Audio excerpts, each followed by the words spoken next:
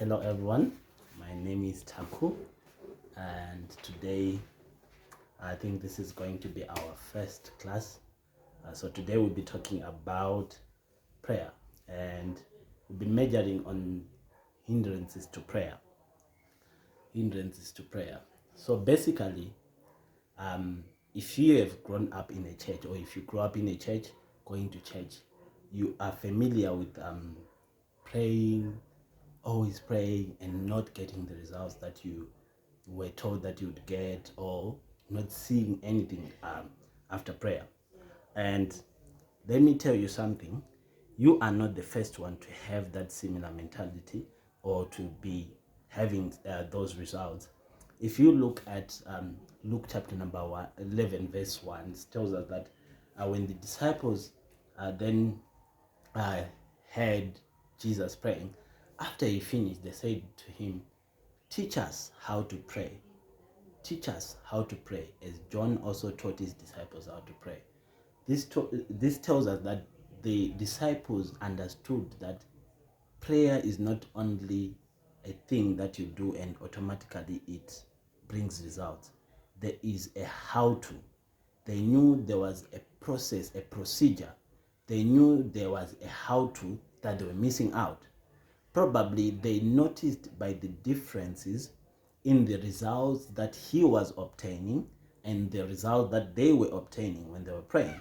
They noticed that there is a difference in the way that we are praying. And also one thing that you can notice is that when he was praying, probably they were there listening and hearing his words. They noticed that he was praying differently from how they were always taught how to pray. So they then went to him, humbled themselves and went to him and said, "Teach us to pray. Teach us to pray," or "Teach us how to pray." So this is the how to of prayer. Prayer is not something that you just look up to heaven and just say to God, "God, I need this, God, I need this," and it automatically happens. There are certain things that are there that can then hinder us from even getting those things that we need. Okay. If we want to dwell into examples of where these situations are, we can look at the book of Isaiah. The book of Isaiah, chapter number 59. Let's check Isaiah 59, verse 1. It says, "Behold, the Lord's hand is not shortened, that it cannot save, neither is his ear heavy, that it cannot hear." Right? So here, this is God speaking, saying, his hand is not shortened, that he cannot respond to our prayer. There is no limit. There are no problems when it comes to him having the ability to respond to our prayers. There are no problems when it comes to him having the ability to hear him.